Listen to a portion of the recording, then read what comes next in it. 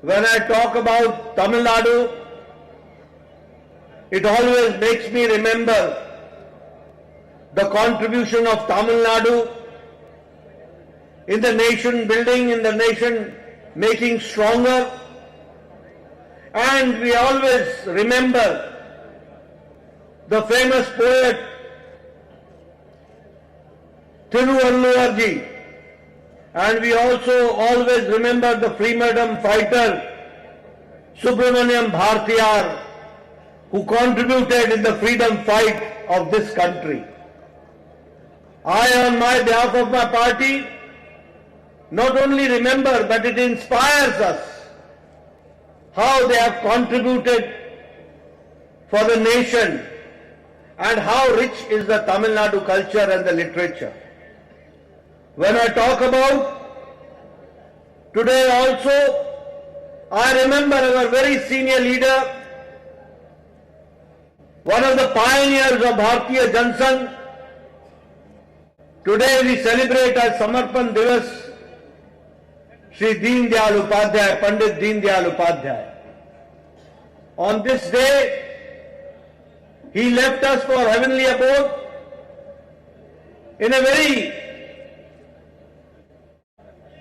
the circumstances which was never came on the surface what happened on that morning when he left us for heavenly abode.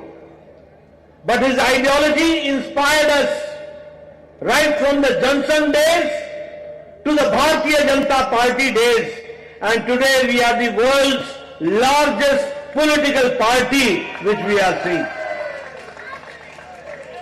இன்றைக்கு தமிழகத்தில் நான் பேசுகின்ற போது தமிழகத்தின் தேசிய வளர்ச்சியில் தமிழகத்தில் பங்கெடுத்து நான் குறிப்பிடாமல் இருக்க முடியாது. வலிமையான பாரதத்திற்கு தமிழகத்திற்கு மிக அவசியமாக இருந்திருக்கின்றது. அதே போல தமிழகத்திலே மிகப்பெரிய தலைவரான திருவள்ளுவர் அவர்களையும் பாரதியாரையும் நான் நினைவு விதம் பெருமைப்படுகின்றேன். இன்றைக்கு இந்த ஜனசங்கத்திலே மிக முக்கியமான ஒரு தலைவர் மறைந்த நாள் இன்றைக்கு பண்டிட் தீன்தயாள் உபாத்யாயா அவர்கள். அவர் மறைந்தாலும் கூட அவர் எங்களுக்காக விட்டு சென்ற ஜனசங்க காலத்தில் விட்டு சென்ற பணியானது பாரதிய ஜனதா கட்சியான பிறகு கூட தொடர்ந்து கடைபிடித்து வந்து கொண்டிருக்கின்றோம். Friends, I would also like to share with you and tell you that Tamil Nadu is very much in the hearts of Bharatiya Janata Party leadership. For Prime Minister Narendra Modi ji, Tamil Nadu is very special to him, and this is not only in words but in deeds. Whenever he has gone and he has represented India on the various international platforms, he has always recited the sayings of the saints and the poets of the Tamil Nadu, and he has quoted Tamil Nadu literature. We are all very proud to say that today, when the President of India enters to address the joint session of the Parliament, it is led by not only when we lead the procession, it is led by Singhol, which is the symbol of justice, symbol of service, and that comes from none other but from the land of Tamil Nadu, which represents our parliament. நண்பர்களே, தமிழகம் எப்போதும் பாரதிய ஜனதா கட்சியுடைய தலைவருடைய இதயங்களில் எப்போதும் இருந்து கொண்டிருக்கிறது. மிக சிறப்பாக இடத்தை பதிக்கிறது. அதிலும் குறிப்பாக பாரத பிரதமர் நரேந்திர மோடி அவர்களுக்கு தமிழகம் மிகவும் மனதிற்கு நெருக்கமான மிக சிறப்புடையான ஒரு இடத்தை பிடித்துக் கொண்டிருக்கின்றது. உலகத்தில் எந்த பகுதிக்கு சென்றாலும் கூட தமிழை குறித்து தமிழக புலமை குறித்து பேசாமல் இன்றைக்கு இருந்ததுமே இல்லை.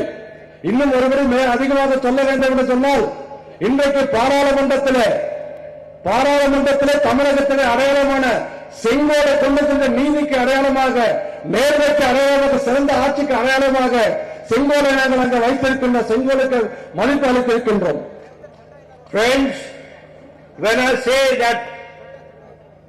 for Prime Minister Narendra Modi ji, Tamil Nadu is very special. Day before yesterday, when it came to give Bharat Ratna, the son of the Tamil Nadu, M.S. Swaminathan, who brought an agricultural revolution, he was awarded by Bharat Ratna. So, we all know that how our leader, Prime Minister Narendra Modi, and Bharatiya Janata Party always recognizes the rich contribution of Tamil Nadu in the nation building.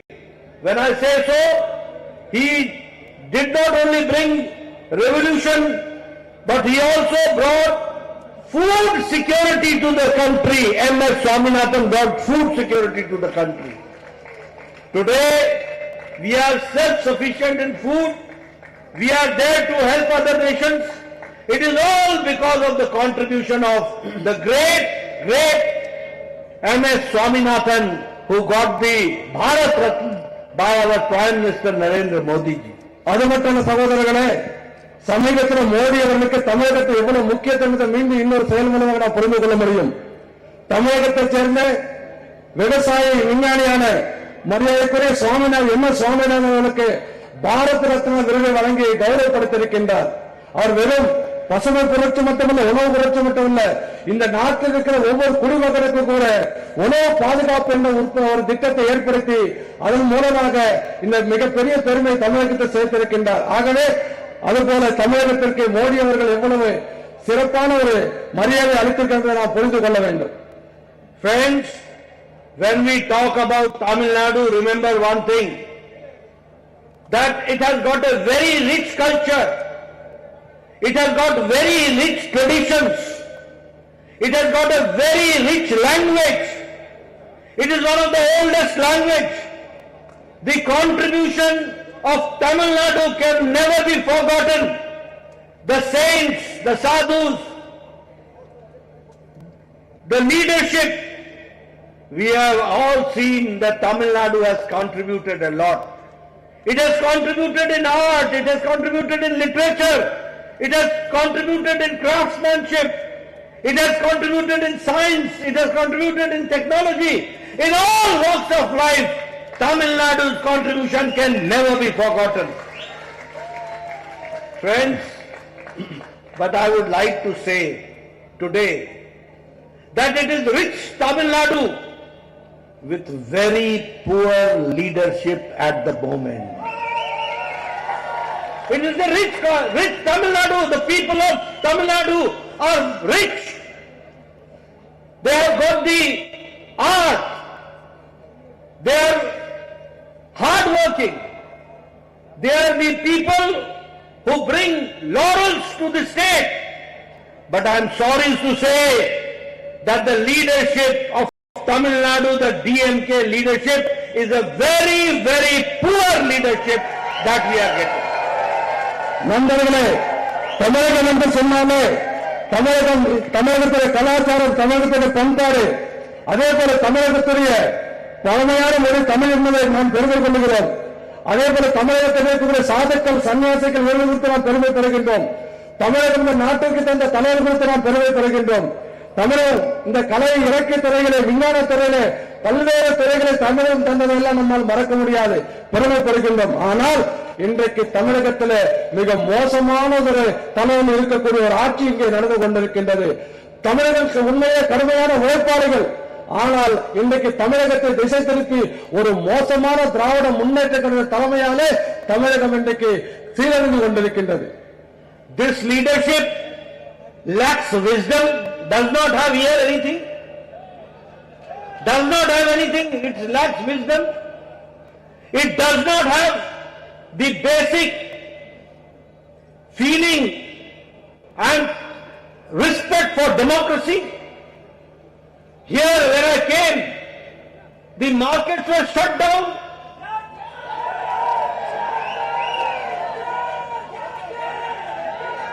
The street lights were put off.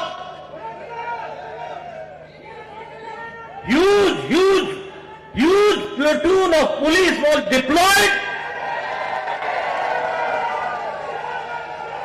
It made me remember the emergency days. It made me remember the emergency days. But I would like to say, Mr. Stalin, days are not far when you will be out.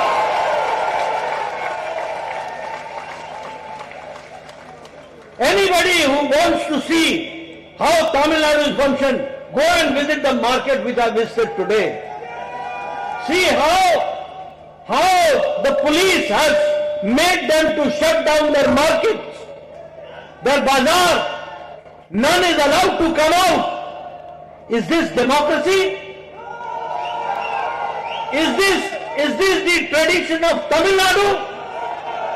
When it is not the tradition of Tamil Nadu, such leaders should not be there to represent Tamil Nadu.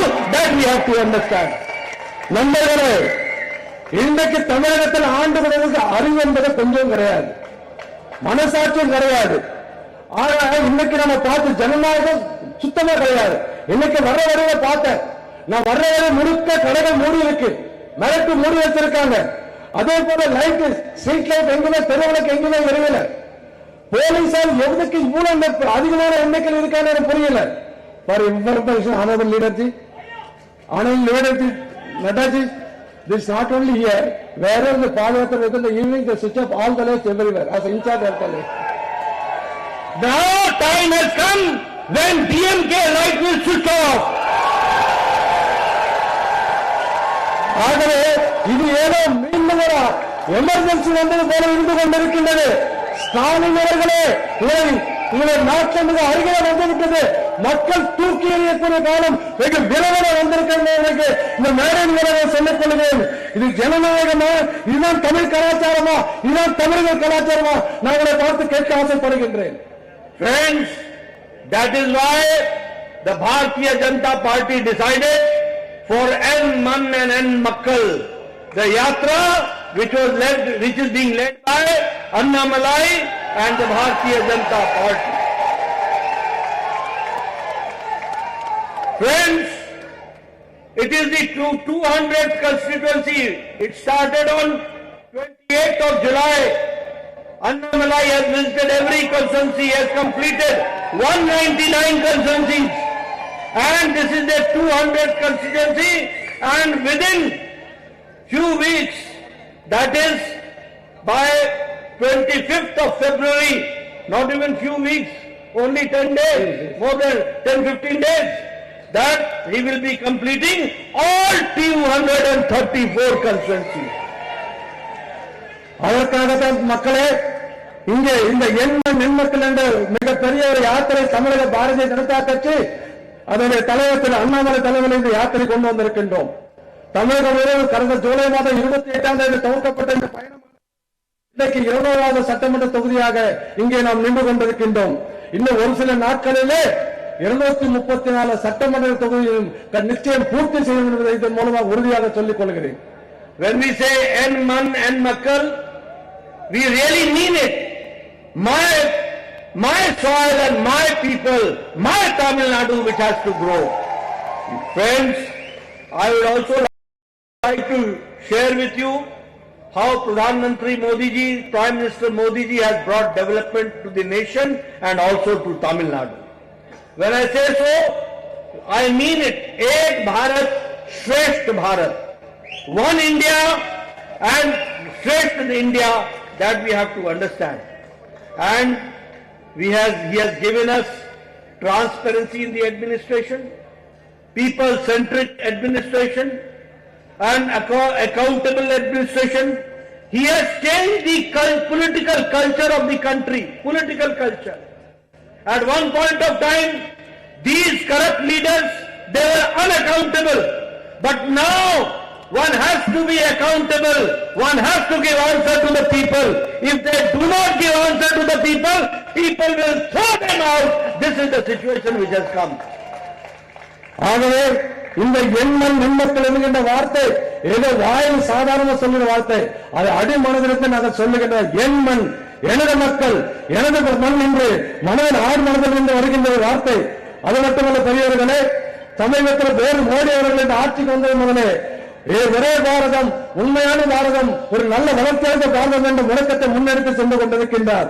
அதே போல ஆட்சிக்கு வந்ததிலே ஊழலற்ற ஒரு அரசாங்கம், வெளிப்படையான ஒரு அரசாங்கம், மக்களுக்கான ஒரு அரசாங்கத்தை நாங்கள் நடத்தி கொண்டிருக்கின்றோம். அது மட்டுமல்ல, புதிய அரசியல் கலாச்சாரத்தை உருவாக்கி வந்து கொண்டிருக்கின்றோம். இனிமேல் இந்த நாட்டிலே யாரெல்லாம் ஊழல் செய்தார்களோ அந்த ஊழல்வாதிகளை ஒரு நாள் விட்டு வைக்க மாட்டோம் என்ற மக்கள் தூக்கி எறியக்கூடிய காலம் என் அருகிலே வந்திருக்கிறது உங்களுக்கு சொல்லிக் கொள்கிறேன். There is a request that I should also speak in Hindi.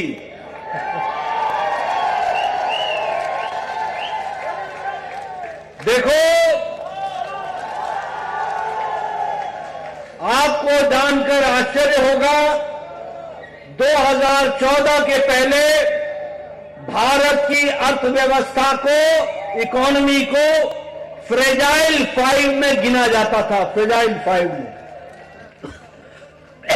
आपको जानकर खुशी होगी कि मोदी जी के नेतृत्व में जब दुनिया की अर्थनीति डगमगा रही है तो फ्रेजाइल 5 से निकल करके टॉप 5 में भारत आ गया है।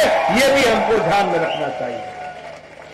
आपको जान करके खुशी होगी कि हमने उस ब्रिटेन को, जिसने हमको 200 साल राज किया, उस ब्रिटेन को पिछाड़कर हम 5वीं नंबर की अर्थव्यवस्था बन गए।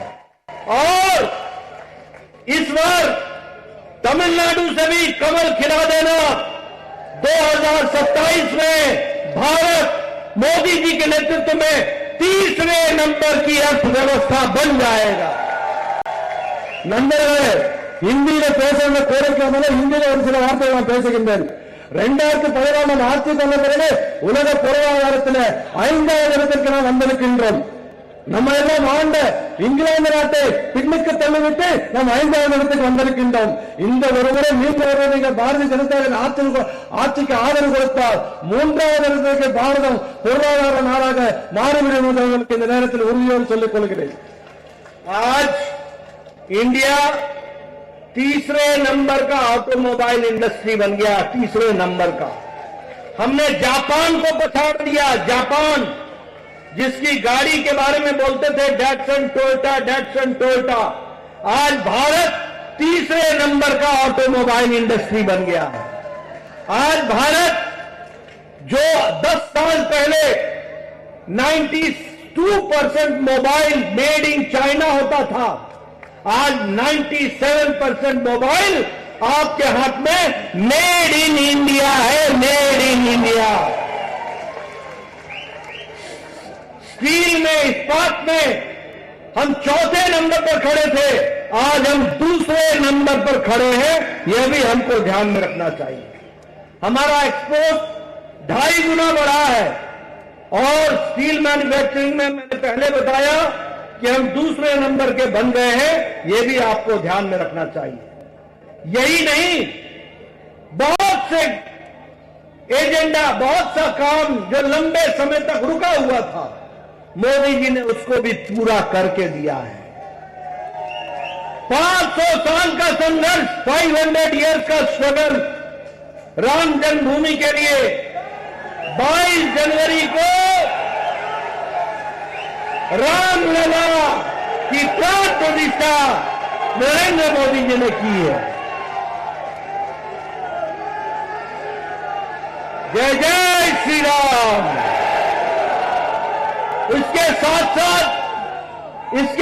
साथ along with it, Article 370 has been abrogated. धारा 370 को धाराशाही कर दिया गया है। अब कश्मीर भारत का अभिन्न अंग बन गया है और इसके साथ साथ देश को आगे बढ़ाने का काम मोदी जी ने किया है। बोलिए, किया है कि नहीं किया है? आगे बढ़ाया है कि नहीं बढ़ाया है? अब आप मोदी जी को आगे बढ़ाओगे ना, आगे लाओगे ना, फिर से 2024 में 400 पार करोगे ना, एनडीए को 400 पार करोगे ना। मित्रों, ध्यान रखना चाहिए कि आज जो बजट आया, நண்பர்கள், அது மட்டுமல்ல, பாரத நாடு ஆட்டோமொபைல் இண்டஸ்ட்ரி அதாவது வாகன உற்பத்தியிலே ஜப்பானை மிஞ்சி இன்னைக்கு 3வது இடத்துக்கு நாம் வந்திருக்கின்றோம். அதே போல 10 ஆண்டுகளுக்கு முன்பாக நாம் வைத்திருக்கின்ற செல்போன்கள் 92% சைனாவில் மேட் இன் சைனாவில் உற்பத்தி ஆகிக் கொண்டிருந்தது. இன்றைக்கு 97% செல்போன்கள் இந்திய நாட்டில் உற்பத்தி ஆகிக் கொண்டிருக்கின்றது. அதே போல இரும்பு உற்பத்தியில் நாம் 14வது இடத்திலிருந்து 2வது இடத்திற்கு வந்திருக்கின்றோம். அதே போல ஏற்றுமதி நாம் வளர்ந்திருக்கின்றோம். அத்தனைக்கு மேலாக 500 ஆண்டு காலமாக தீராதிருந்த ராம ஜென்மபூமி பிரச்சனை தீர்க்கப்பட்டு கடந்த ஜனவரி மாதம் 29ஆம் தேதி அன்றைக்கு ராம ஜென்மபூமியிலே அயோத்திய ராமருக்கு மிகப்பெரிய கோயில் கட்டப்பட்டிருக்கின்றது. அதற்கு பிறகு அதற்கு முன்பாகவே காஷ்மீருக்கு சிறப்பான சட்டம் ஆர்டிகல் 370 நாம் ரத்து செய்திருக்கின்றோம். அதன் மூலமாக காஷ்மீர் நாட்டினது பிரிக்க முடியாத ஒரு பகுதியாக மாற்றிருக்கின்றோம். ஆகவே நாடு முழுவதும் மோடி அலை வீசிக் கொண்டிருக்கின்றது. உங்களை பார்த்து நான் கேட்கின்றேன், அடுத்து வருகின்ற நாடாளுமன்ற தேர்தலில் மோடி அவர்களுக்கு ஆதரவு தருவீர்களா என்று நான் கேட்கின்றேன். ஆகவே 2024 தேர்தலில் 400 எம்பிகளுக்கு அதிகமாக பாரதிய ஜனதா கட்சி வெற்றி பெற்று ஆட்சி அமைக்க ஒரு ஆதரவு தர வேண்டும்.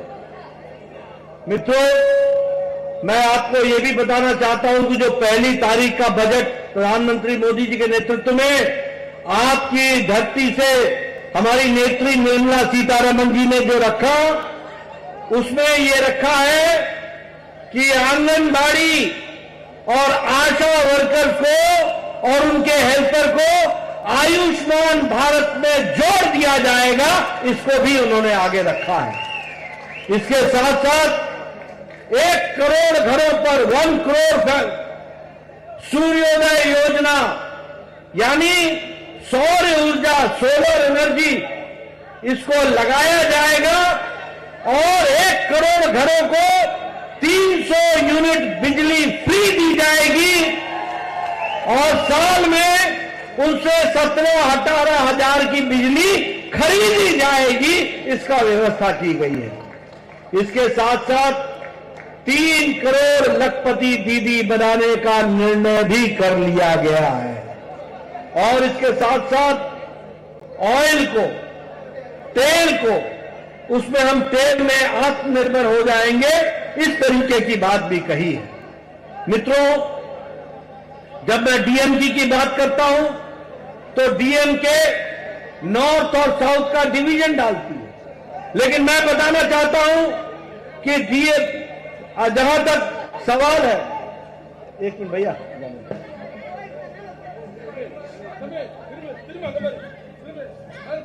जाने दो।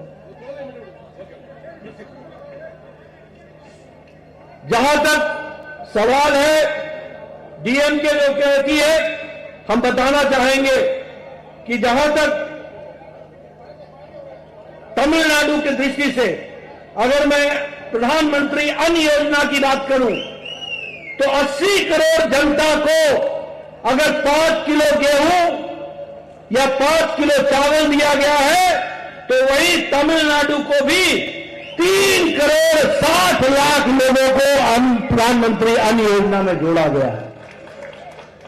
अगर मैं आयुष्मान की भारत की बात करूं तो उसमें अगर 11 करोड़ परिवारों को, वैसे तो 10 करोड़ 74 लाख परिवारों को जोड़ा गया है, तो उसमें 77 lakh families are from Tamil Nadu.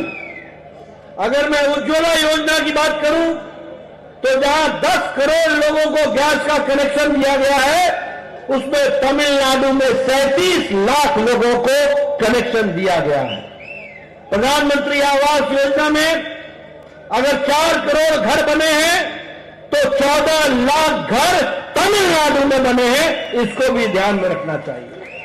प्रधानमंत्री किसान सम्मान निधि में अगर 11.5 करोड़ किसानों को दिया गया है तो 30 लाख किसान तमिलनाडु के हैं, वो भी हमको ध्यान में रखना चाहिए। इसलिए मुख्य धारा में शामिल करने में कोई कसर तमिलनाडु के साथ नहीं किया गया है, पूरी कसर रखी गई है ताकि पूरा तमिलनाडु मुख्य धारा में आगे बढ़े और देश के साथ पूरी ताकत के साथ खड़ा हो, इसका प्रयास हुआ।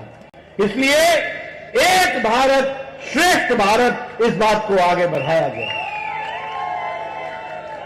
நண்பர்களே, சிறிது நாட்களுக்கு முன்பாக மத்திய நிதியமைச்சர் மரியாதைக்குரிய நிர்மலா சீதாராமன் ஒரு புதிய பட்ஜெட்டை தாக்கல் செய்த அந்த பட்ஜெட்டில் அடிப்படை வேலை செய்யக்கூடிய அத்தனை பேருக்கு கூட ஆயுஷ்மான் திட்டத்தில் இணைத்திருக்கின்றார். ஒவ்வொரு வீடுக்கு கூட யாரெல்லாம் இந்த சூரிய ஒளியை பயன்படுத்தி மின்சாரம் தயாரிக்கிறார்களோ அவர்கள் அத்தனை பேருக்கும் ஒவ்வொரு மாதத்துக்கு 300 யூனிட் கட்டணம் மின்சாரம் இலவசமாக கிடைக்கும் என்று சொல்லியிருக்கிறார். இதன் மூலமாக ஒவ்வொரு ஆண்டுக்கும் ஒவ்வொரு குடும்பத்திற்கும் 16 முதல் 18,000 ரூபாய் அதன் மூலமாக நமக்கு சேமிக்க முடியும் என்று சொல்லியிருக்கின்றார். அது மட்டுமல்ல, இந்த ஆண்டிலே 3 கோடி பெண்களை லட்சாதிபதி ஆக்க வேண்டும் என்ற திட்டத்தை அறிவித்திருக்கின்றார். இது தற்சார்பு பாரதம் இந்த திட்டத்தின் மூலமாக 3 கோடி பெண்களை லட்சாதிபதி ஆக்க வேண்டும் சொல்லியிருக்கின்றார். தமிழகத்தில் ஆண்டுபுற திராவிட முன்னேற்றங்கள் எவ்வளவு பொய் சொல்லிக் கொண்டிருக்கின்றது. நாம் எதுவும் செய்யவில்லை என்று நான் இங்கே சொல்லுகிறேன்.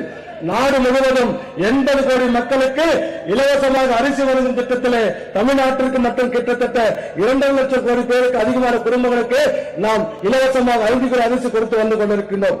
அதே போல ஆயுஷ்மான் பாரத் திட்டத்தின் மூலமாக 10 கோடி மக்களுக்கு நாடு முழுவதும் தந்திருக்கின்றோம். அதில் தமிழகத்திற்கு 77 லட்சம் மக்களுக்கு இந்த ஆயுஷ்மான் பாரத் திட்டம் என்கின்ற மருத்துவ காப்பீடு திட்டத்தை நாம் தந்திருக்கின்றோம். அத்தனை வீடுகளுக்கு இலவசமாக கேஸ் கனெக்ஷன் கொடுக்கின்ற திட்டத்தில் நாடு முழுவதும் 10 கோடி மக்களுக்கு கொடுத்திருக்கின்றோம். அதில் தமிழகத்திற்கு 38 லட்சம் பேருக்கு நாம் கொடுத்திருக்கின்றோம். அதே போல நம்முடைய வீடு கட்டுகின்ற பிரதம மந்திரி திட்டத்தில் நாடு முழுவதும் 4 கோடி வீடுகள் கட்டி தந்திருக்கிறோம். அதில் 14 லட்சம் வீடுகள் இங்கு தமிழகத்தில் கட்டி தந்திருக்கின்றோம். விவசாயிகளுக்காக வருடத்திற்கு 6,000 ரூபாய் நம்ம அவர்களுக்கு ஒரு கௌரவ தொகையாக அளித்து வருகின்றோம். அதில் 12 கோடிக்கு அதிகமான விவசாயிகள் நாடு முழுவதும் தந்திருப்போது தமிழகத்தில் 38 லட்சம் விவசாயிகளுக்கு நாம் இந்த திட்டத்தின் மூலமாக பயன்களை அளித்து வந்து கொண்டிருக்கின்றோம். Do you know the meaning of DMK? Do you know the meaning of DMK? DMK stands for Dynasty Money Swindling Katta Panchayat. DMK is dynasty. Karunanidhi, Stalin, Udayanidhi, बेटा, बच्चा, पोता, ओनली कर्नल, only Stalin family. Money swindling, corruption में इनको शर्म भी नहीं आता है. इनका एक मंत्री 200 दिनों से जेल में पड़ा है और मंत्री भी है. कैसी डेमोक्रेसी है? Which type of democracy you are having? And वो कन्विक्टेड है करप्शन में. और सबसे इंटरेस्टिंग बात तो यह है कि minister of directorate of vigilance and anti corruption, minister of directorate of vigilance and anti corruption, इसके खिलाफ भी डीवीएसी में करप्शन का केस है, भ्रष्टाचार का केस है. यह परिस्थिति आकर के खड़ी है. मित्रों, इन्होंने अपने चुनाव का कोई भी काम पूरा नहीं किया है. बोलिए, इन्होंने कहा था कि 90% सब्सिडी देंगे ड्रिप इरिगेशन पे, मिली क्या? इन्होंने कहा था कि हम कोऑपरेटिव्स को इंश्योर करेंगे उनकी पेमेंट. कोऑपरेटिव्स को पेमेंट इंश्योर हुआ क्या? इन्होंने कहा था हॉर्टिकल्चर रिसर्च सेंटर बैठाया क्या? इन्होंने करप्शन रिसर्च सेंटर बनाया है. करप्शन का रिसर्च कैसे किया जाए, क्या क्या तरीका हो सकता है करप्शन का, उसका रास्ता बनाया है. और इन्होंने कहा था कि हम लोन माफी करेंगे. माफ किया क्या? इन्होंने कहा था हम गरीबी हटाएंगे. खुद की गरीबी हटा ली, बाकी सबकी वैसी रहने दी. मित्रों, मैं एक बात और कहना चाहता हूं. Birds of a feather flock together. एक तरीके के पंछी एक ही जगह इकट्ठे होते हैं. ये जो इंडी अलायंस है ना, इंडी अलायंस, ये इंडी अलायंस एक ही बात का अलायंस है. और ये अलायंस है परिवार का अलायंस, प्रॉपर्टी का अलायंस और भ्रष्टाचार को बढ़ावा देने का अलायंस। फैमिली डायनेस्टी, देखो फारूक अब्दुल्ला का बेटा उमर अब्दुल्ला, प्रकाश सिंह बादल का बेटा सुखबीर बादल, मुलायम सिंह यादव का बेटा अखिलेश, अखिलेश के बाद डिंपल, चाचा गया जहां जाना है, लालू के बाद राबड़ी, राबड़ी के बाद तेज प्रताप, तेज प्रताप के बाद तेजस्वी, तेजस्वी के बाद मीसा, बाकी फुल स्टॉप। ममता, ममता इसको बुआ बोलते हैं, बुआ को बंगाली में पीसी बोलते हैं, पीसी।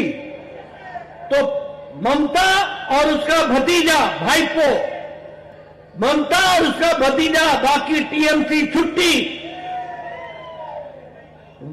वाईएसआर जगन, ये परिवार की पार्टी, केसीआर, केटीआर, कविता, दामाद, बेटा, बेटी, पोता, पोती, करुणानिधि, स्टालिन, उदयनिधि, परिवार, शरद पवार, सुप्रिया सुले, अजीत पवार, जाए जहां जाना है, परिवार की पार्टी, उद्धव ठाकरे, आदित्य ठाकरे, परिवार की पार्टी। हमारे दोस्त बोल रहे हैं इंदिरा गांधी, सोनिया गांधी, राहुल गांधी, प्रियंका गांधी, बाकी सबकी छुट्टी, ये भी भाई बहन की पार्टी। ये इंडी अलायंस परिवार का अलायंस है, परिवार का, फैमिली अलायंस।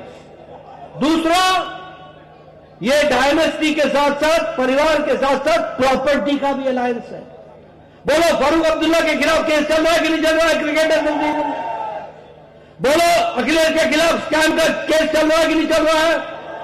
बोलो लालू के खिलाफ केस चल रहा है कि नहीं चल रहा है? तेजस्वी के खिलाफ केस चल रहा है कि नहीं चल रहा है? ममता के मंत्री जेल में है कि नहीं है? आप बताइए। वाईएसआर में भ्रष्टाचार है कि नहीं है? आप बताइए। उदयनिधि के सरकार, ये स्टालिन की सरकार में इनका मंत्री जेल में है कि नहीं है? भ्रष्टाचार कर रहे हैं कि नहीं कर रहे हैं? ईडी इनके दरवाजे पर है कि नहीं है? आप बताइए। हमारे उद्धव ठाकरे और बाकी लोग भी भ्रष्टाचार के साथ जुड़े हैं कि नहीं जुड़े हैं? तो इनका आप बताइए। राहुल गांधी बेल पर है कि नहीं है? आप बोलिए। सोनिया गांधी बेल पर है कि नहीं है? ये सब, पहला परिवार, दूसरा प्रॉपर्टी और करप्शन। वो केजरीवाल, वो छूट गया था, वो केजरीवाल छूट गया, सॉरी, वो छूट गया था।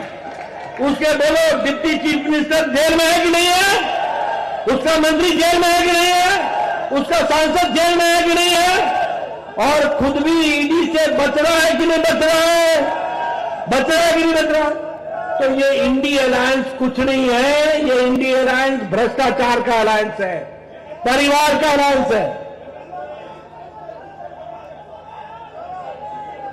तो मित्रों, मैं एक ही बात आपको कहना चाहता हूं, यहां भी ये जो डायनेस्टी, मनी स्विंडलिंग, कट्टा पंचायत को, इसका भट्टा बैठाओ और भारतीय जनता पार्टी को आगे लेके आओ, कमल खिलाओ, एन मन एन मक्कल को आगे बढ़ाओ और इस देश को आगे ले जाओ, प्रदेश को आगे ले जाओ और पूरी ताकत के साथ अन्नामलाई के नेतृत्व में आगे चल करके भारतीय जनता पार्टी को मजबूत करो।